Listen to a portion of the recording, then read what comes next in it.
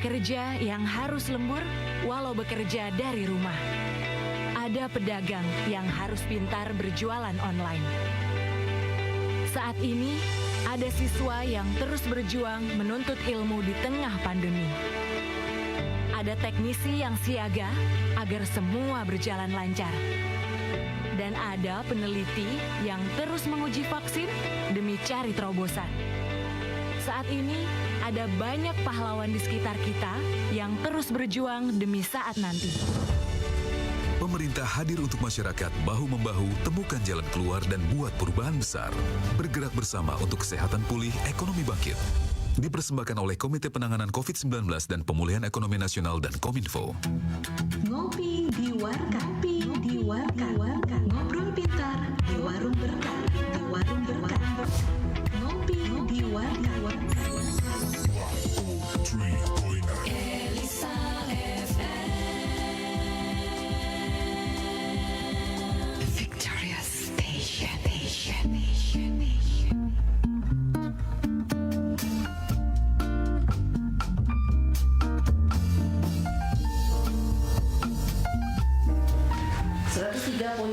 Elisa FM. Selamat pagi sahabat Elisa. Jumpa kembali di pagi hari ini di Ngopi di Warkah.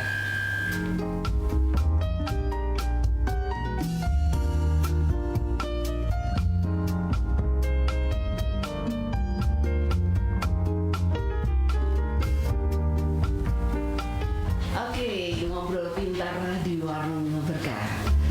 Dan pagi hari ini sahabat Elisa dengan topiknya yaitu beras Indonesia ke mancanegara, yang pastinya sudah hadir di studio Radio Elisa FM ya. Ada 3 narasumber yang kita akan berkenalan dengan mereka satu persatu. Langsung saja yang dari ujung sebelah kanan saya ada Mbak yang sangat cantik. Boleh perkenalkan dulu, silahkan. Iya, perkenalkan nama lengkap saya Desalit Ideyu. Saya biasa dipanggil Ayu. Saya di sini sebagai marketing di Semarang. Oke, ada Mbak Ayu ya sebagai marketing di Semarang. Marketing apa nggak boleh disebutkan di sini? Marketing untuk perberasan nih, kita jadi memasarkan beras dari para petani. Oke, nah itu tadi sahabat dari saya, kita berkenalan dengan Mbak Ayu ya yang ada di pojok sebelah kanan saya, satu-satunya perempuan yang sebagai narasumber selain Ajeng pastinya di sini. Oke, berikutnya ada siapakah Mas yang memakai topi hitam? Mas Beras. Halo, nama saya Hanjar Rukita Jati.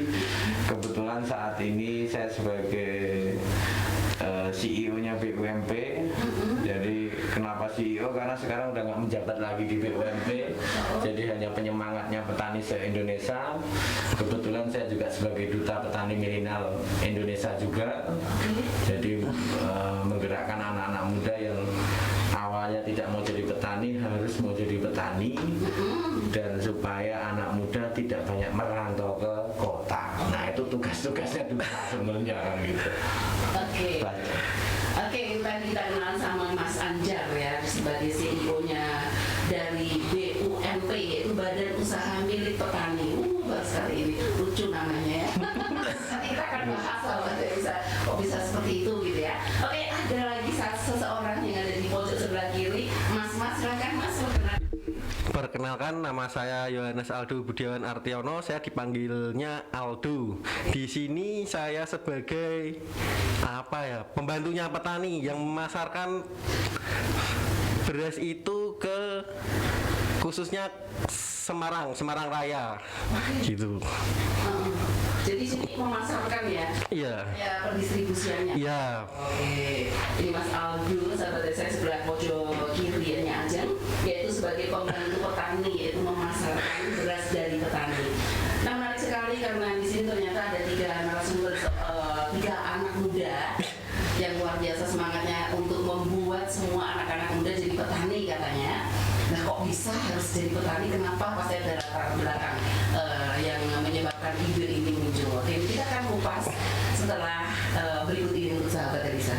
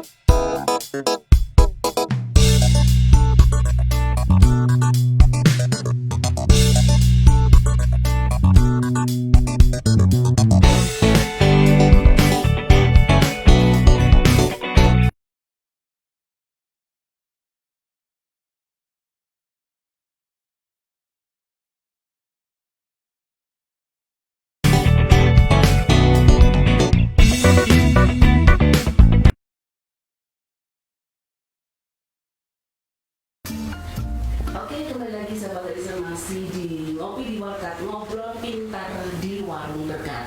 Oke, kalau tadi kita sudah berkenal dengan tiga anak muda narasumber di pagi hari ini.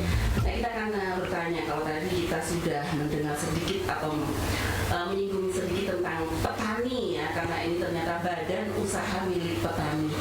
Nah, jadi kita akan tahu dulu deh sebelum mengupas ke sana. Sebenarnya dari Mas ini sepertinya Mas Anjar ini yang sebagai CEO-nya yang harus menjelaskan ini. Menceritakan awal mula berdirinya BUMP itu seperti apa, silakan Mas Anjar. Iya, sebenarnya kalau bicara cerita dari awal pastinya panjang sekali kan gitu. Mungkin bisa sampai 2 jam kan gitu. Jadi mungkin saya coba untuk singkat aja. Yeah. BUMP adalah badan usaha milik petani yang dimana 80% dari saham PT ini adalah milik petani. Oke. Jadi yang biasanya kita coba untuk membuat semacam organisasi atau kelompok, nah kami mencoba membuat organisasi atau kelompok petani ini berbadan hukum perusahaan PT, selayaknya PT biasa. Karena harapan kami adalah PT ini bisa menjadi jembatan langsung antara petani dengan buyer-buyer atau pembeli-pembeli tanpa ada perantara sama sekali. Di sisi lain ketika kita menjadi penengahnya petani juga mendapatkan saham juga, dividen yang setiap tahun akan kita bagi dari PT tersebut. Jadi selain kita menjamin petani ini harganya tetap stabil, di sisi lain petani setiap tahun juga mendapatkan dividen dari perusahaan tersebut.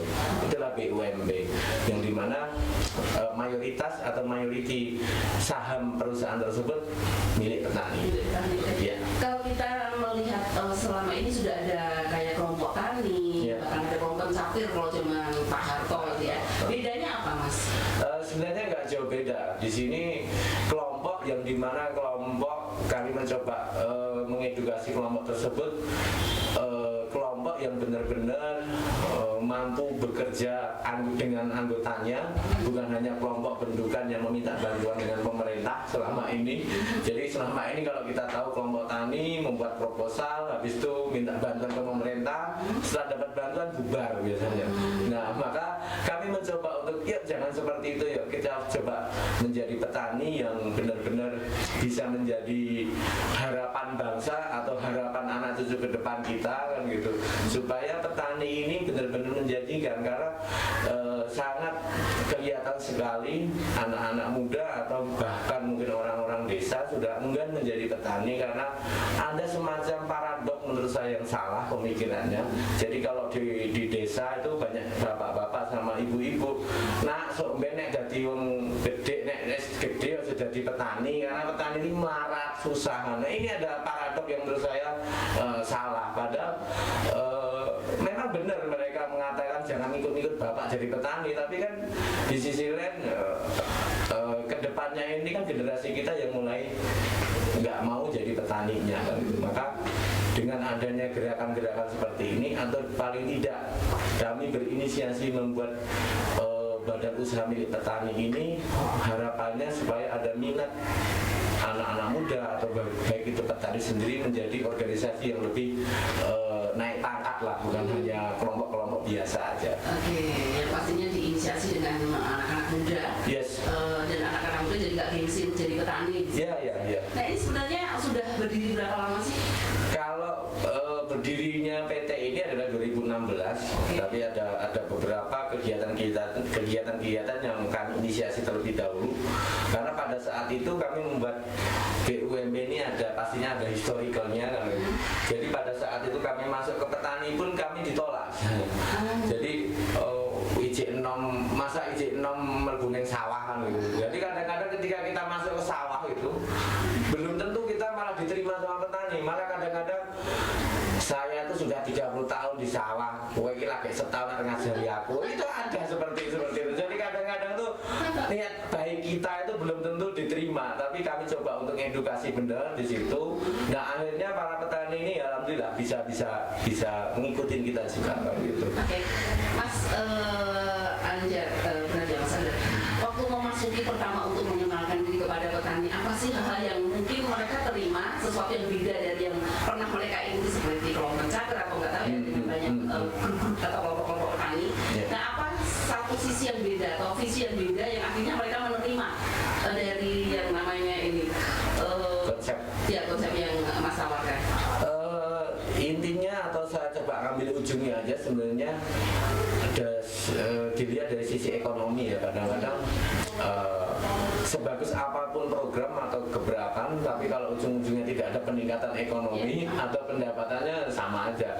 Maka kami coba untuk menggerakkan para petani ini dari sisi lain, atau kita coba untuk menambah atau value add semacam produknya ini menjadi lebih sedikit, ada nilainya lebih lah gitu. Contoh di Wonogiri mungkin khususnya gitu, rata-rata petani mempunyai lahan 0,2 sampai 0,3 luasannya. Ini kalau kita nanamnya biasa-biasa aja atau produk yang dihasilkan dari tanah tersebut tuh biasa-biasa aja, maka nilai pendapatan petani juga akan turun. Bukan akan turun ya, iya biasa-biasa aja. Bahkan mungkin nanam 0,2 di 0,2 sampai 0,3 hektar ini paling petani rugi malahan. Jadi dia hanya menjalankan hariannya aja untuk kegiatan-kegiatan. Maka kami mencoba untuk menggerakkan petani melalui sistem pertanian organik. Nah, setelah ketemu sistem pertanian organik ini, maka ada nilai lebih dari produk atau tanah yang dihasilkan dari yang sempit tadi, itu tanah yang sempit yang awalnya mungkin pendapatannya mungkin kalau dihitung per bulan petani tersebut cuman mungkin kisaran di bawah 500.000. Ketika dia mencoba untuk menjadi petani organ, mungkin pendapatan di atas 1 juta sebulan kalau dihitung ya. Jadi mungkin perbedaannya adalah yang ditanam di sini organik. Iya. Jadi enggak seperti biasanya kalau organ tuh pakai apa sih Mas? Karena ini nggak tahu sama.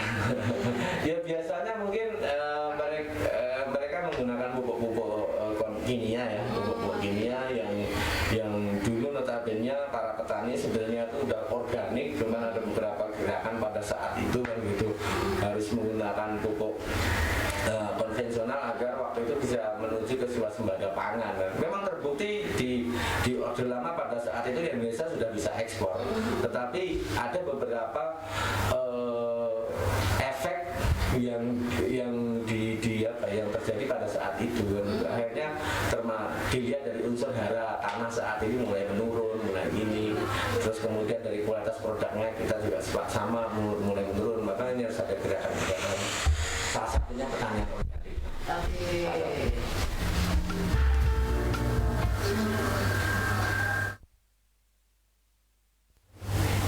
Oke, itu tadi sahabat dari saya, kita sudah mendengarkan sedikit dari Mas Anjar ya, dari CEO-nya ada Badan Usaha Milik Petani yang sudah menjelaskan latar belakang kenapa bisa didirikan BUMP ini.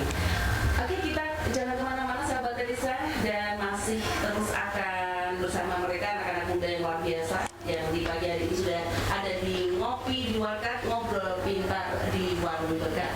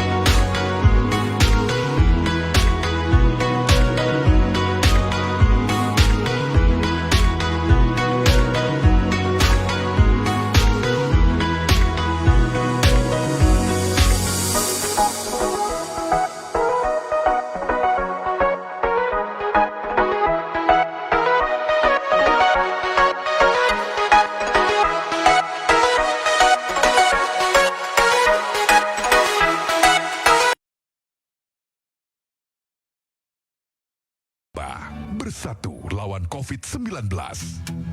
Ngopi di warga. Ngopi di warga. Ngobrol pintar di warung berkah. Di warung berkah. Ngopi di warga. Elisa FM Victorious Station. Oke, kembali lagi sahabat Elisa, masih di Ngopi di Warkat, ngobrol pintar di warung berkat. Yang pastinya tadi kita sudah mendengarkan ya, alasan bisa didirikannya yang namanya, sebentar ini aja harus buka dulu nih, kepeannya aja hilang ya. Yaitu BUMP, itu Badan Usaha Milik Petani. Tadi Mas Anjel sudah menjelaskan selaku CEO-nya. Nah sekarang kalau tadi kita sudah tahu alasan latar belakang didirikannya BUMP, kemudian petani bisa dirayu yang akhirnya masuk ke dalam BUMP walaupun mereka dulunya sudah bergabung di satu organisasi atau apa ya yang lain, yang karena hanya dengan penghasilan yang tidak mengalami penaikan. Nah, akhirnya terayu juga dengan Mas Anjar ya untuk bisa bergabung dengan Badan Usaha Milik Petani. Dan sahabat Elisa, untuk Anda khususnya anak-anak muda, kaula muda ya, di sini ditekankan untuk yuk jadi petani gitu ya. Kenapa bisa mau jadi petani gitu ya? Apa sih yang menarik dari petani gitu? Nanti kita akan kupas lagi dengan Mas Anjar. Tapi karena juga di sini ada Mbak Ayu sebagai marketingnya, kita juga harus tanya dulu deh. Bagaimana sih Mbak Ayu sebagai seorang marketingnya di sini untuk memasarkan dari produk petani, karena pasti kalau sudah masuk ke BUMP ini kan ada satu janji, tenang aja nanti saya yang akan handle marketingnya. Nah, silakan Mbak Ayu ceritakan. Ya, saya marketing di sini. Jadi saya membantu para petani untuk memasarkan beras mereka ke masyarakat, mengenalin apa sih bedanya produk beras kami, produk para petani ini sama produk yang lain-lainnya. Kami menjelaskan ke masyarakat kalau beras ini tuh benar-benar beras organik yang dihandle langsung para petani, yang dikelola langsung dan kita pasarkan secara langsung juga. Terus kelebihan dari kami itu, kami juga memiliki program cashback 2% untuk para petani. Jadi kita kenalin tuh sama masyarakat, ini loh produk kita, tapi kita juga ada pengembalian sama petani. Kita merangkul petani, kita ngasih pelatihan untuk petani, kita ngasih kayak bahan-bahan juga untuk para petani, tapi kita juga masih memberikan cashback untuk para petani. Jadi kita juga mikirin kesejahteraan petani itu nantinya seperti apa. Kelebihan kami itu di situ. Jadi produk kami selain memang produk kami itu bagus, tapi kami juga memiliki sisi untuk para petaninya agar mencapai kesejahteraan yang lebih baik lagi. Oke, karena biasanya petani menjualkan produknya sendiri ya Mbak ya. Iya. Di sini dibantu dengan yang pastinya orang yang sudah profesional di dalamnya untuk menjualkan produk dari petani. Jadi petani nggak usah bingung kalau bergabung di Badan Usaha Milik Petani ini, karena milik petani sendiri, di mana sahamnya juga dari petani gitu ya. Sudah ada pemikir-pemikir dari anak muda yang terlibat di dalamnya. Tadi salah satunya Mbak Ayu ya. Caranya seperti itu sahabat Elisa. Jadi ini untuk anggotanya ini sekarang. Silakan siapa yang jawab. Sudah berapa anggota yang ikut dalam BUMP ini? Petani, beberapa petani yang sudah ikut. Kalau dari organik mungkin saat ini hampir 1.600-an lebih. Itu di wilayah mana saja Mas? Sementara masih di Wonogiri. Oh ini orang-orang Wonogiri? Ini Wonogiri, ini Semarang kan gitu. Jadi kalau marketingnya kan boleh dari mana aja. Oh iya benar. Jadi kalau petaninya sementara masih di Wonogiri semuanya. Okay.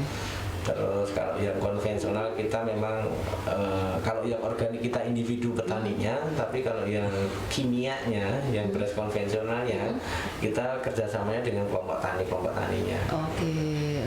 Nah misalnya ini Mas, ada dari petani di luar Wonogiri yang juga pengen ikut Badan Usaha Milik Petani ini, boleh? Dan caranya gimana kalau boleh?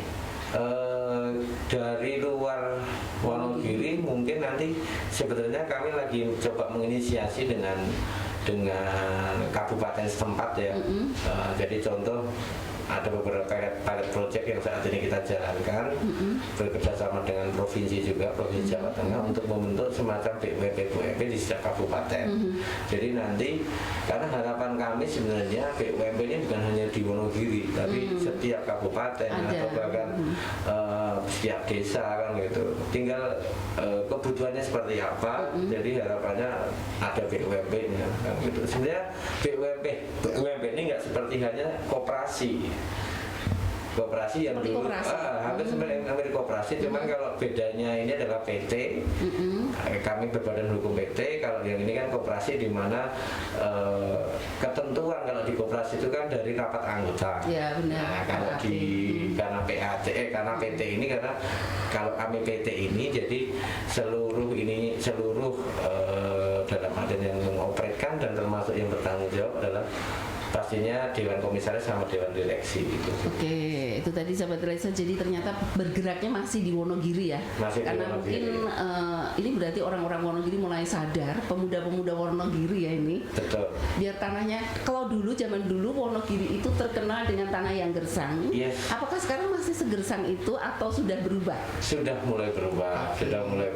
Makanya sebenarnya banyak orang atau banyak kabupaten yang ngiri kan gitu. Dulu sepertinya Wonogiri kota gaplek, kok sekarang bisa ekspor beras, itu kan lucu kan gitu. Nah, mungkin kadang-kadang kan orang yang hidupnya terlalu ditekan pasti kan punya inovasi yang lebih biasanya kan gitu. Memang harus ditekan terus. Ya sebenarnya memang orang kalau hidupnya banyak dengan permasalahan itu akhirnya justru jadi orang-orang yang sukses karena sering makan dengan hal yang pahit dalam hidupnya gitu. Dan seperti itu juga sahabat desa dari Wonogiri yang kita taunya di sana tanahnya itu gersang, bahkan cuma gaplek-gaplek saja yang bisa ditanam. Nah ternyata sekarang justru dari sana muncul yang namanya Badan Usaha Milik Petani dengan produk atau beras yang organik ya, yang bisa dikonsumsi. Nah untuk sahabat desa yang juga kepingin, kalau misalnya ini Mas ada dari luar daerah, bukan dari Wonogiri ya, ada juga yang ingin membentuk seperti ini, tapi mungkin namanya lain, tapi cara kerjanya, sistem kerjanya sama gitu. Ini kan belum kayak punya hak paten gitu ya. Boleh nggak diciplak kayak gitu Mas? Boleh. Jadi kami sangat welcome sekali, termasuk nanti kami coba dorong gimana caranya membentuk BUMP itu, gimana cara komposisi sahamnya nanti gimana, kami coba untuk bantu kan gitu. Kami coba untuk bantu supaya cita-cita kami kan sebenarnya niat kami kan bukan menjadi perusahaan kapitalis bener ya. Jadi memang kita coba untuk mengutamakan sosialnya. Baru setelah itu kapitalis. Makanya kadang-kadang kalau kebanyakan orang mengatakan saya itu orang sosial kapitalis kan gitu. Hampir mendekatin komunis kan gitu. Tapi enggak gitu. Canda aja. Yang jelas memang saat kita melakukan semuanya tidak berfokus pada materi, justru itu yang kita dapatkan. Saat kita melakukannya dengan memberikan dulu, kayak memberi pelayanan dulu, pasti kita dapatkan lebih dari itu. Nah itu yang ternyata sahabat Teresa juga ya jadi terbuka. Kenapa sih anak-anak muda seperti ini jadi semangat sekali? Karena pasti ada nilai lebih yang mereka dapatkan. Mungkin tidak berupa materi ya, tapi kepuasan hati itu yang tidak bisa dibayar sama sekali. Oke, ada juga Mas Aldo yang dari tadi didiamin saja sampai menjamur di sana. Nah untuk Mas Aldo ini, karena Mas Aldo di sini kan sebagai penjembatan, pembantu petani katanya, yang menjadi apa ya namanya tadi, Lajeng sudah ini bukan memasarkan ya, menjadi jembatan pembantu petani gitu. Nah silakan Mas Aldo cerita gimana sih posisinya kok bisa jadi pembantu petani? Jadi intinya petani kan gimana ya? Petani itu image-nya tuh jadi petani tuh nggak maju terus kayak gini, nggak kurang, pokoknya kurang diminati orang. Kurang diminati orang gitu. Petani. Iya. Ternyata Mas Aldo ini malah pembantunya petani. Saya membantu misalkan, ayo gimana ya, ngumpulin kawan-kawan muda. Ayo Mas, Mbak, apa Mas ya biasanya Mas, untuk jadi petani itu apa yo? Asik loh. Nggak melulu. Kok dari dulu orang tua terus yang jadi petani. Kita anak-anak muda itu ya harus gitu. Oke.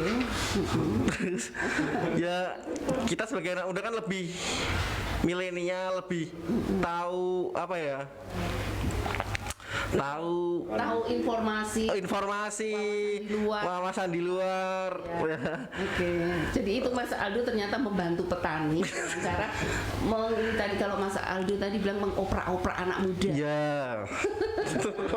Semangat untuk jadi petani gitu ya. Nah itu Mas Aldo sebenarnya tuh bisa banyak berbicara di luar sana dengan mengoprak-oprak sahabat di studio.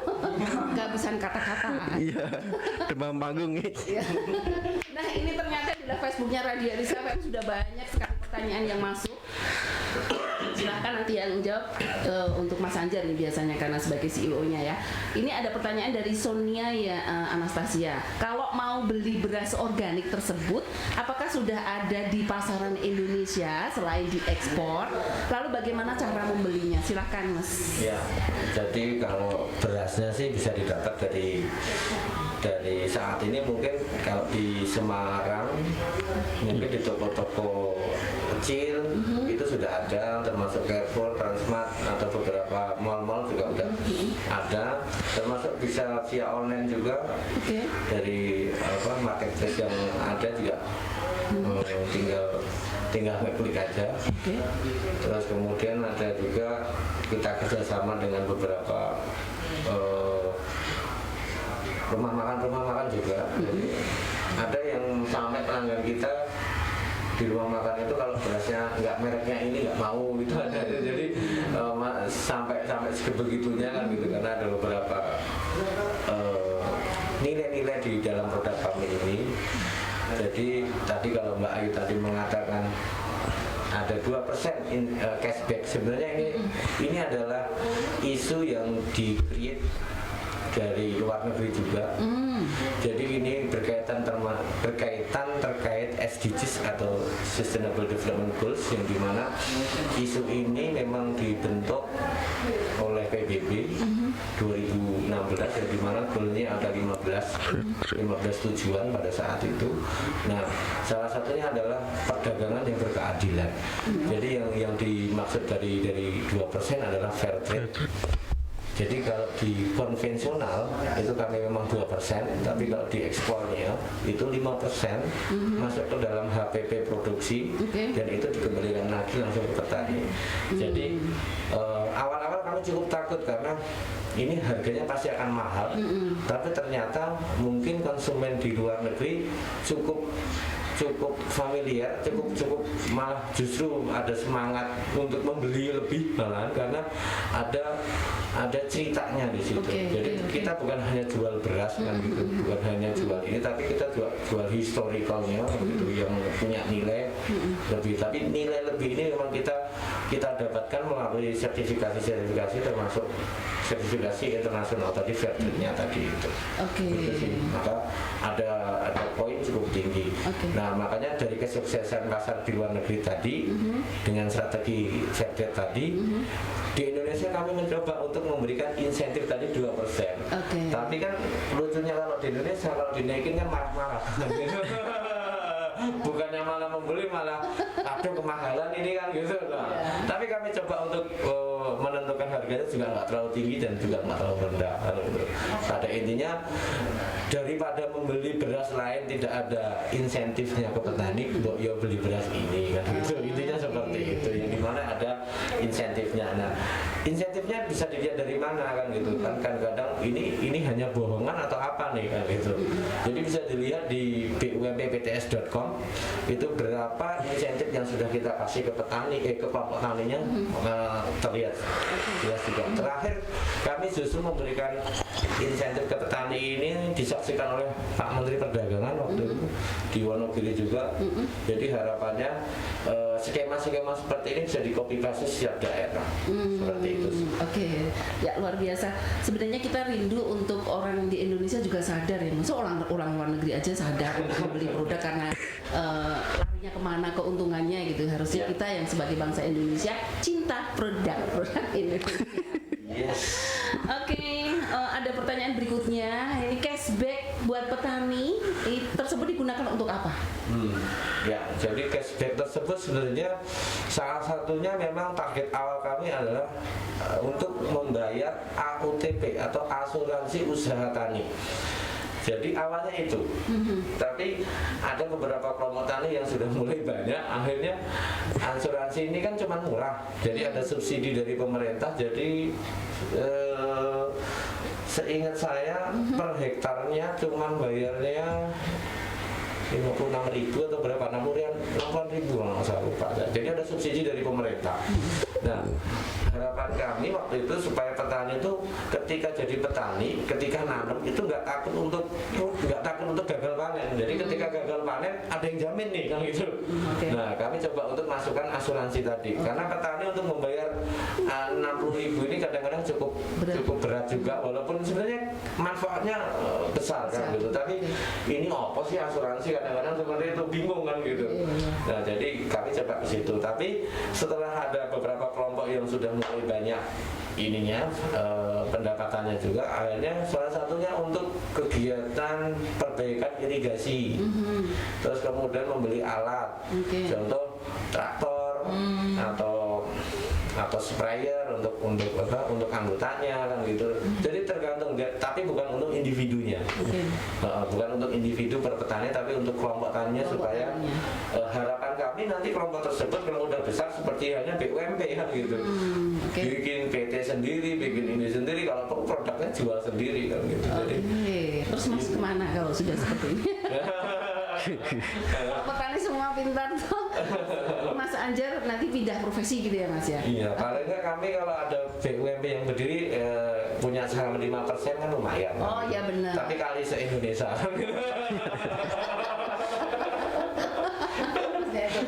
Sebenarnya beras Indonesia diekspor ke mancanegara itu kemana saja mas selama ini yang sudah negara? Saat ini ke Amerika Serikat, Eropa itu ada Italia sama Prancis, kemudian ada Asia Tenggara itu ada di Singapura, Malaysia, terus kemudian Cina, Hong Kong kita sudah mulai masuk juga. Termasuk kemarin cukup tinggi pada saat tahun baru Cina kemarin, kami coba kemas produknya, ada embel-embel ininya di Cina cukup laku. Jadi kami cukup kaget, ternyata kok bagus juga kan gitu, Di, kemarin itu informasinya. Terus kemudian ada yang terbaru, ada Belgia udah mulai masuk, Jerman juga udah mulai masuk juga. Terus kemudian Rusia ya kalau nggak salah, Rusia juga udah mulai ini juga kontak ke hunting kita juga gitu. Oh luar biasa, dengan beras yang ada di depan Ajeng ini sahabat Elisa, berasnya seperti ini ya mas? Iya. Sanjar ya? Berasnya biasa aja. Berasnya biasa aja katanya. Biasa aja. Cuman rasanya juga biasa aja apa enggak ini? Gimana? Rasanya biasa aja atau beda? Rasanya sih ya sebenarnya hampir mirip. Karena ini ada pertanyaan, bedanya apa beras Wonogiri sama beras Salatiga katanya? Oh nggak ada bedanya. Bedanya adalah pinter-pinter marketingnya tadi.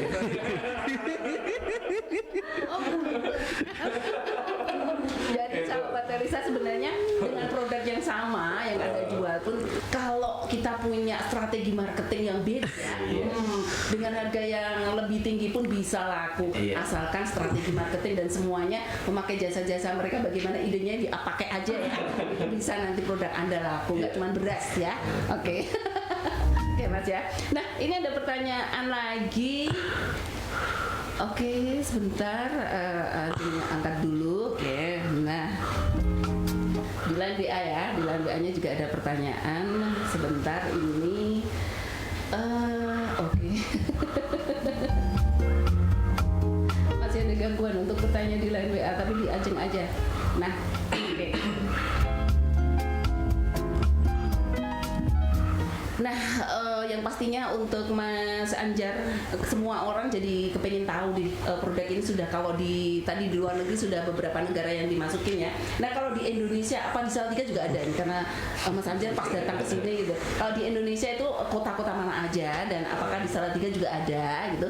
Silakan Mas Anjar. Ya, kalau di Salatiga sih belum begitu belum dimasukin ya belum Mas ya? dimasukin karena kita coba lihat potensinya dulu dari karena kita organik kadang-kadang yang kita tembak adalah kota-kota besarnya dulu. Jadi justru di Indonesia ini kami malah belum begitu gebraknya belum begitu kuat banget karena pada negeri ya Mas ya? Jadi kami justru di luar negerinya karena kami coba balik kan gitu.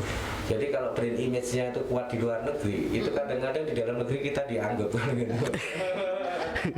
Jadi sedikit kita balik kan gitu. Tapi sebenarnya pada saat itu memang kami kesulitan untuk jual beras organik karena terlalu tinggi.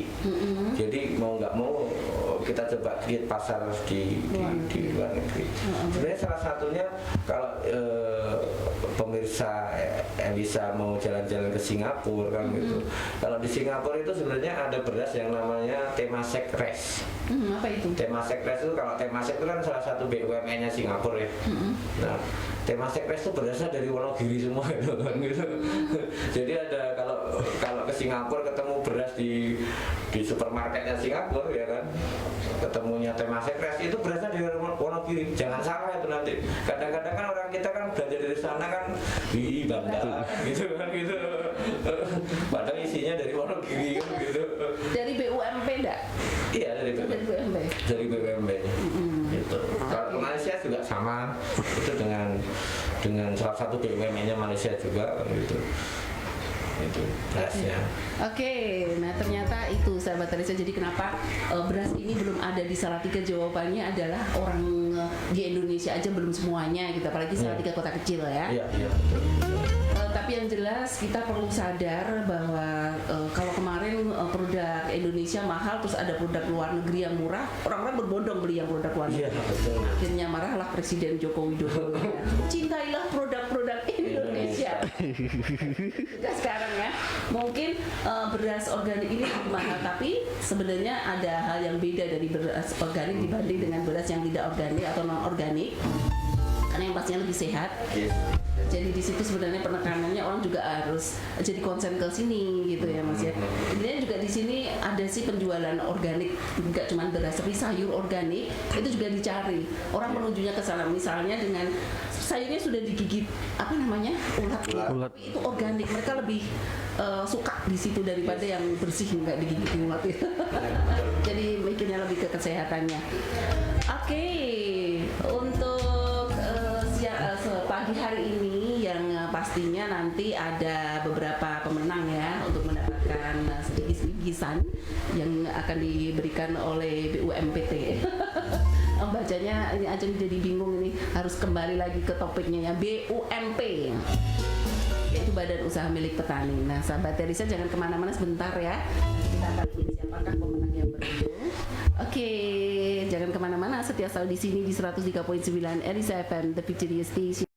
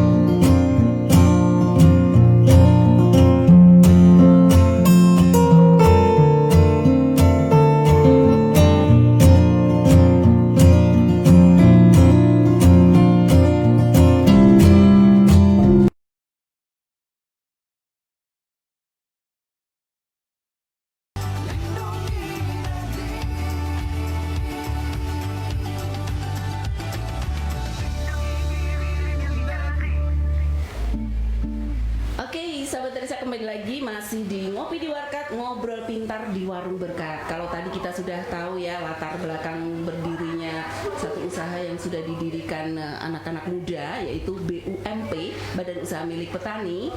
Nah, sekarang kita akan closing statement dari Mas Anjar dengan topik kita di pagi hari ini. Silakan Mas Anjar.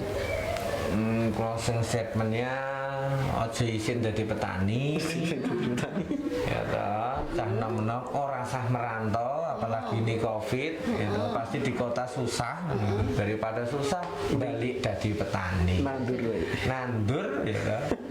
Nanti kita coba sinergikan. Itulah. Mungkin demikian sih Bu closing statementnya. Oh itu aja Mas? Iya. Sebentar ini kok ngetik, kok nggak bisa. Karena Mas Anjar pakai bahasa Jawa, jadi ini konsentrasinya aja jadi terpecah-pecah. Aja pinter bahasa Jawa. Saking nggak bisanya saya Mas. Oke, terima kasih untuk Mas Anjar, Mbak Ayu dan juga Mas Aldo yang sudah hadir di studio Radio Elisa FM berbagi ilmunya yang luar biasa. Jadi sahabat Teresa, kita bisa pakai apa yang saat ini sudah Mas Anjar sukses ya untuk dilakukan, dan bahkan sudah yang penting ekspor ke luar negeri ya. Dengan keuntungan yang lebih besar tentunya daripada cuma di Indonesia aja ya. Dan juga namanya jadi keren karena ekspor gitu ya. Dan untuk bangsa Indonesia, please deh sadar gitu ya, untuk kita cintai produk-produk Indonesia. Apalagi yang tadi dengan segala sesuatu yang sudah dirincikan bahwa keuntungannya tidak hanya untuk pribadi, tetapi kembali lagi ke petani. Jadi dari petani ke petani. Nah, dan jangan malu jadi petani. Anak-anak muda harus sadar diri. Jangan repot-repot cari pekerjaan semuanya berbondong-bondong ke kota, tetapi tetaplah di desa dan jadilah petani yang keren. Oke, sampai di sini sahabat Teresa, jumpa kita di Ngopi di Warkat, ngobrol pintar di warung berkat. Dan sebelumnya undi dulu pemenang yang sudah beruntung mendapatkan bingkisan ya di hari ini, yaitu ada Sonia, Anastasia, Pandiani, Lydia, Hendrikus dan juga Triposa. Oke, terima kasih untuk kebersamaannya dan setia selalu di sini di 103.9 Elisa FM, The Victorious Station.